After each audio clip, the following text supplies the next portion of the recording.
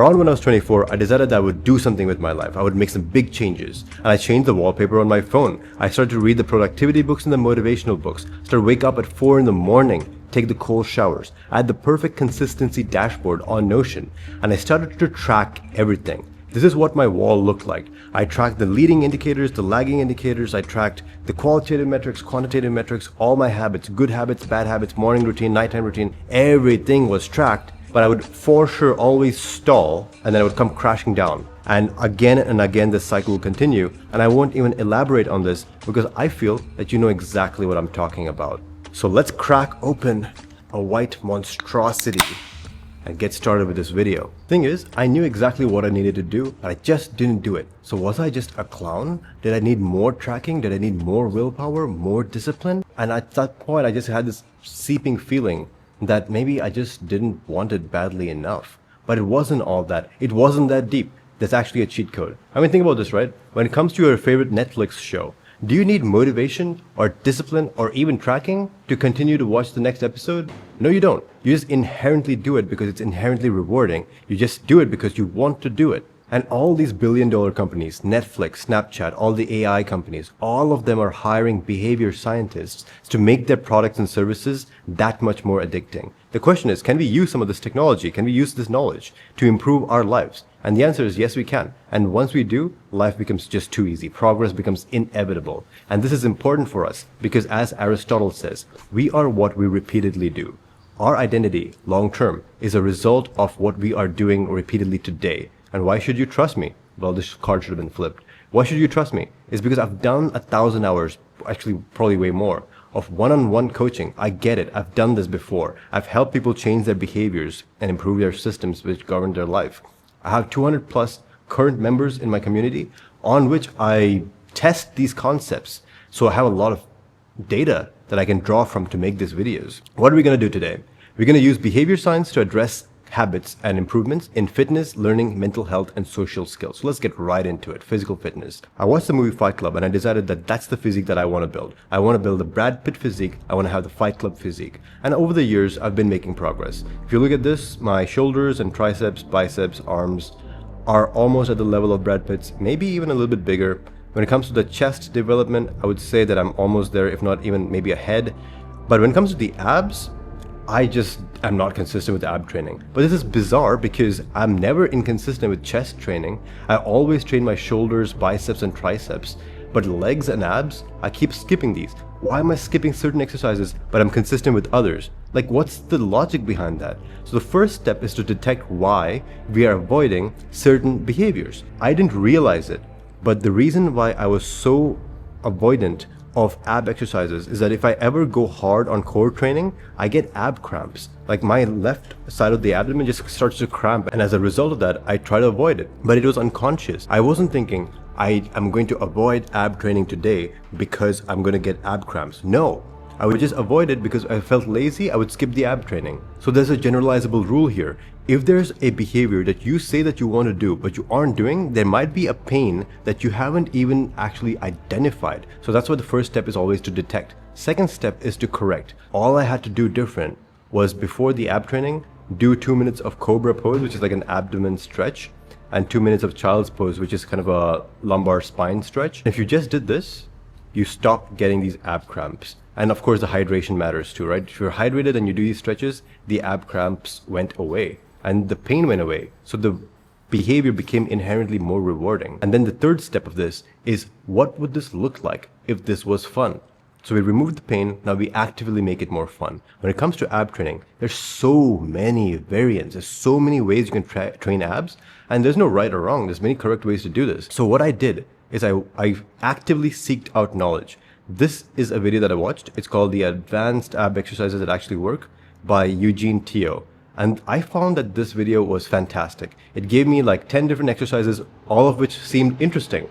Now, I didn't know which one will be fun and which one will not, but I decided to try. For the next 3 workout sessions, I didn't even really work out. I literally just went to the gym with a list of exercises to try and just tried different ab exercises until I found the ones which I enjoyed the most. And suddenly, ab training, which is something that I tried to avoid as much as possible, became something that I actually seeked out and was fun. And this is all in line with the TBR model of behavior change: trigger, behavior, and reward. Think about it like Stonehenge. The behavior lays on top of the trigger and the reward, which means that to kill a behavior, you kill the trigger and the reward. To build a behavior, which is what we are trying to do here, you build the trigger and the reward. So we haven't talked about the trigger, so let's talk about that.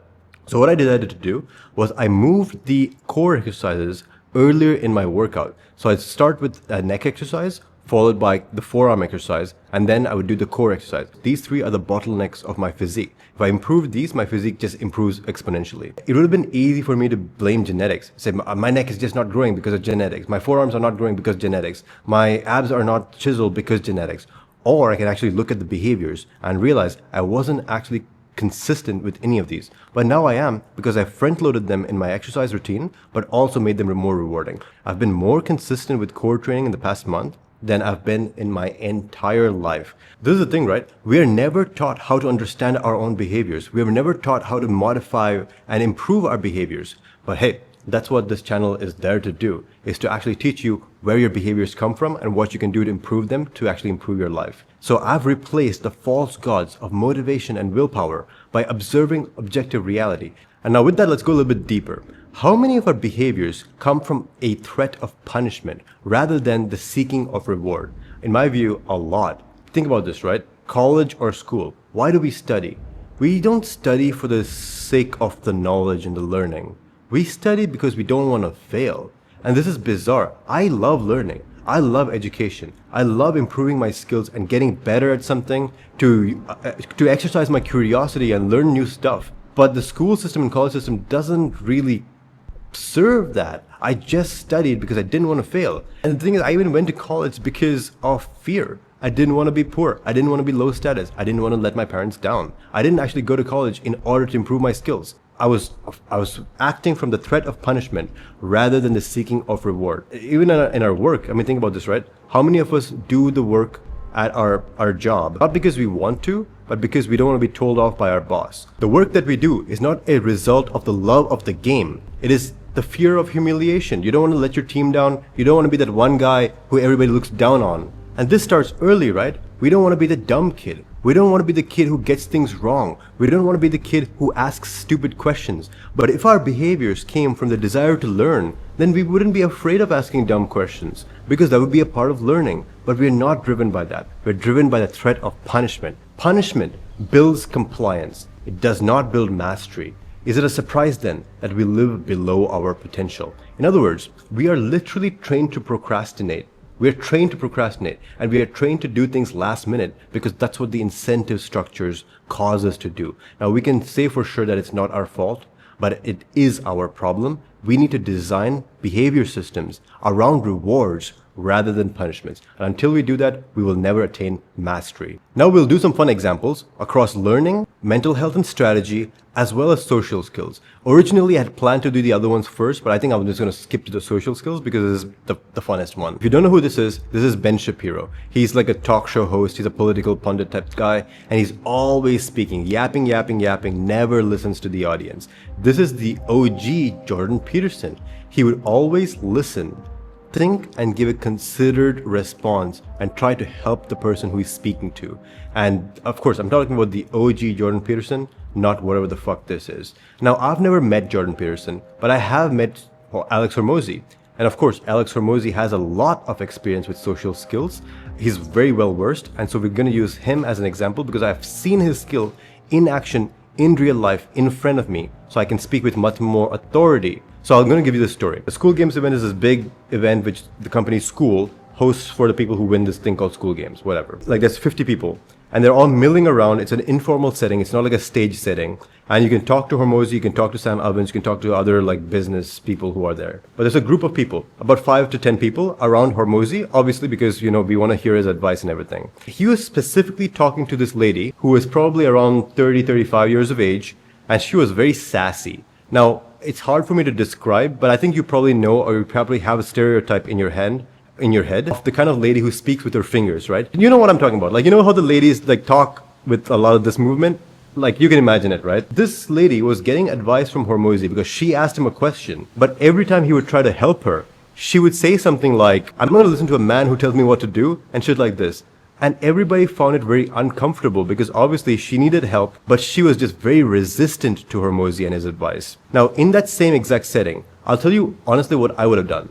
I would have retaliated with her sassiness, with my own anger or my own dismissiveness, or I would have turned cold, right? I would have ignored her and moved to the next person who was in that group and tried to answer their questions. But the thing is, Hormozi didn't do either of these things. He returned her sassiness and her hostility with warmth. Instead of leaning out of the conversation, he actually leaned into the conversation. He would continue to ask questions. He would give her strong eye contact, give her a lot of warmth, make her feel comfortable. Because in the end of the day, like, this lady was probably hostile, probably dismissive towards men, because probably she was not treated well by the men in her life. Whatever the reason might be, Hormozi's warmth and continually asking questions, trying to get to the depth of the problem, allowed her to eventually bring her defenses down, give him the information he needed to process and give her amazing feedback. And honestly, if she just followed what he said, her business would probably do way better. All this to say that the reward system determines the behaviors that are exhibited. Like, look at this, right? This is Ben Shapiro. Ben Shapiro's business is a media business. He gets more money depending on how viral his clips go. How do you make viral clips? You say abrasive things. You sound smart on camera. You know, that's how you make viral content. On the other hand, Alex Hormozi's business is completely different. He has, of course, a big media wing of his business, but he makes his money by owning companies, or second, from his consulting firm. He literally has a team which consults for small businesses to help small businesses grow. And you can't help small businesses grow by acting smart. You have to empathize with the owner. You have to understand where the owner is coming from, actually help them, give them actionable advice. That's how Alex Hormozi makes money. So the rewards are vastly different. Alex Hormozi would lose if he tried to sound smart. He would win if he tried to solve problems. Shapiro is the opposite. And of course, therefore, we see different behaviors. This is Charlie Munger. He says, show me the incentive and I'll show you the outcome. And that's what I'm trying to say here. Hormozi's incentives are different from Shapiro's incentives, and therefore the outcomes are different. Instead of trying to impose our will on others, instead we should think, what do we want to have happen? And what should I say and how should I behave in order to make that more likely to happen? Do you want the actual reward, or do we want the reward of being right in the moment, in the argument? If we think about it like that, social skills becomes easy. And now let's do a hard pivot to learning how to educate ourselves. So this channel is made possible because of a specific time in my life. If you look at this, this is the latest 6 videos that I've done. Each of these videos, they derive from behavior science, economics, history, biology, and psychology. And especially the long-term subscribers of my channel will know how many disparate fields I can draw from in order to make a video. That's all been possible because of my habit of reading, my behavior of continuous education and reading. But the thing is, when I was in college, for the first 3 years, I read nothing. I read 0 books outside of course, like the textbooks that you needed to read. But in the 4th year of college, I read 30 books in a single year. What changed? I always enjoyed reading books. But the thing is, as you grow older, of course, the books that you read become bigger. And then the books became too big for me to actually physically carry around in my backpack. And so it became too much friction, it became too much pain. And I gave up the habit of reading. It was just annoying to carry a big ass book in my backpack when I was going to walk miles back and forth between my college dorm and the classes. So I stopped reading. But then I discovered this technology. It's kind of a speaker which goes under the collar. It has these speakers around. It's almost like a surround sound system, but it's private. It's just for you. Amazing. And sadly, I don't think they even make these anymore. So I have the last few remnants of this archeo technology. But even so, the point is that I started to listen to audiobooks in this device when I was working at the dining court. So I was literally the guy at the cashier's register. So I would spend hours upon hours for months straight doing nothing but listening to audiobooks. And this gave me the foundation, the intellectual foundation upon which like literally everything I've ever done since has been founded upon. My grad school, hell, even my experiences in the military were shaped by the books that I read. This channel, of course, is shaped by the books that I read. And I will have the reading list, the top 20% of books I've ever read. I'll have that reading list in the comments below, so check that out. Just quick note, if you're gonna read a book, read the Iliad. It is fantastic. I've read the Iliad many, many years ago. I forgot how good it was. I'm reading it again. It's mind-blowing. It's so fast-paced. It does not feel like some stuffy academic classic book.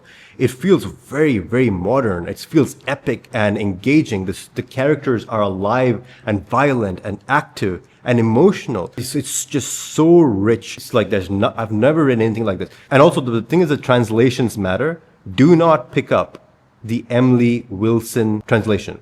This is a kind of a modern retelling. I've instead decided to read the Caroline Alexander translation, and this actually, I really like it. Like, this is solid. I like this way more than the Emily Wilson. Like, this ruins the book for me. Now, some of you are going to be purists. Some of you are going to say, well, audiobooks are not the same thing as physical books. Physical books are better. I will strongly disagree with this. The oral tradition of storytelling is much older than the written tradition of storytelling. If you think about it, the technology of writing is fairly new in the grand scheme of things, but people have been telling stories and listening to stories for much longer than writing has been alive. I mean, hell, writing became a common thing only in the past few hundred years. Before that, it was only reserved for the clergy, right, or royalty. And hell, even many of kings and queens couldn't actually write. Now let's go to our final example about mental health and strategy. Most people think that mental health is a mental state, a state of mind. And that makes sense because it's in the name, right? But I don't think so. I think mental health is downstream of the behaviors that we do. And one of the key behaviors for me, which modulate mental health, is journaling at night. It's specifically not just random journaling, but I call it Plan Tomorrow Today, PTT. So every night before I go to bed, I will write down 1 or 2 things which I'm going to do tomorrow, which will make my life a little bit better. Huge impact on mental health. But the thing is, if it's so great, then why don't I do it? Why am I inconsistent with this habit, which even though I know it's so great? Well, the thing is, the trigger was broken. I would keep my notebook on my desk, but I don't sleep on my desk. So I started to put the notebook by my bed, and suddenly I became way more consistent at it. But not just this, that wasn't enough.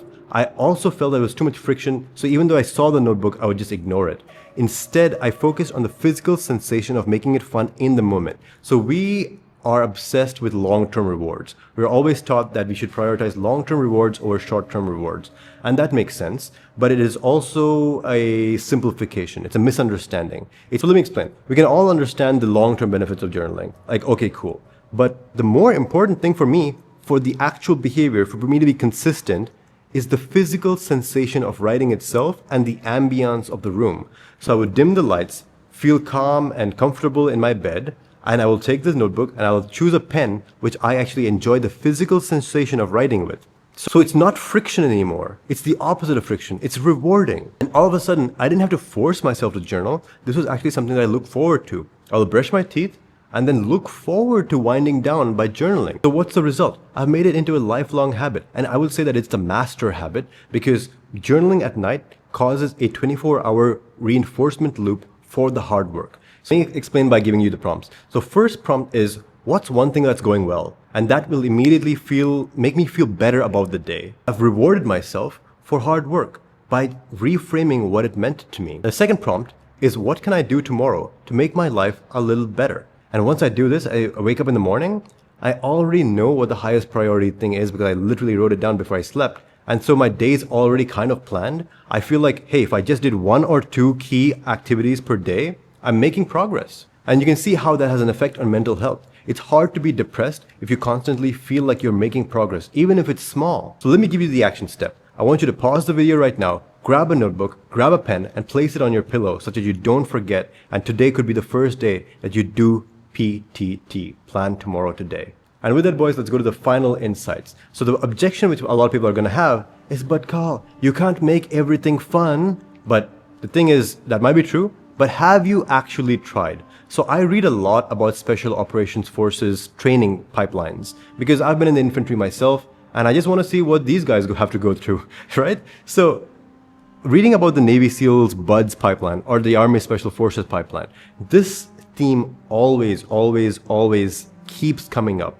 The guys who perform the best are the guys who are having fun even when everybody else is sucking. Like the guys who wake up in the morning and they look at the Pacific Ocean, they know it's going to be cold, they know it's going to be uncomfortable, but they say, you know what, it's a beautiful day. Hell yeah, let's go and do this thing. And that's just so true. Even in, I'm not special forces or anything, right? But even in the infantry, the guys who perform are the guys who have a smile on their face. The guys who find things rewarding even when other people are suffering. Like it's raining, it's pouring, everybody's drenched, and there's some guys who just are still smiling, still walking. It's like, holy shit, that's the kind of soldier that I want to be. And honestly, that translates to everything that we do. Can we smile even when it's hard to smile? Can we find things that are rewarding even when everything else seems to be dismal?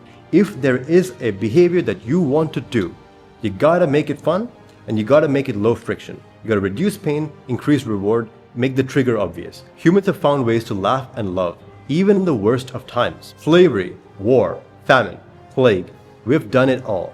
Even if you can find one thing to be grateful for, then you can double down on that, because life isn't easy for any of us, but we can reduce our suffering. And the thing is, it's true that some systems do have broken reinforcement structures.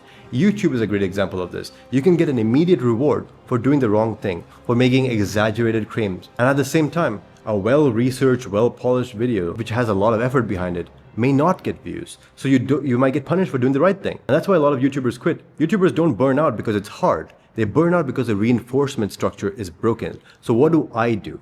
I focus on the small wins that I can control. And here's something cool. YouTube is actually actively promoting my latest videos. It seems that people enjoy the message of these videos. It's actively showing it to more and more new viewers. So if you're new, then join the crew. Historically speaking, based on the data, most people who follow my content do end up subscribing. So drop a subscribe. That gives me the reward, which allows me to continue this. And of course, there's a strong incentive for you as well. When I hit 100,000 subscribers, I will unleash the world tour. I will be visiting all the major cities of the planet. There's probably going to be a city next to you, which I'm going to be visiting. And I'm going to do free one-day events where I will troubleshoot your problems live. I will interact with you live. I'll help you in person. If you want that to happen, I got to hit 100,000 subscribers. Now the thing is, what if you're already subscribed? Well, easy, right? Just share the video. Drop this video link in the group chats or just send it to a friend and get me to 100K. And I will make sure that you get the value for that. And let me say that the biggest enemy, the final boss of consistency, is self-sabotage. Self-sabotage is almost knowingly shooting yourself in the foot. And I've made an entire video about this. It's called Self-Sabotage is Optional, because it is optional. And this is what the thumbnail might look like. I might change the title of the thumbnail. Either way, I'll have this video pop up as a tile. If you watched this video and found it useful, then that's the video you should watch next, because it's kind of the companion piece to this video. You can complete your knowledge only once you watch both of these. So with that, boys, see you in the next one.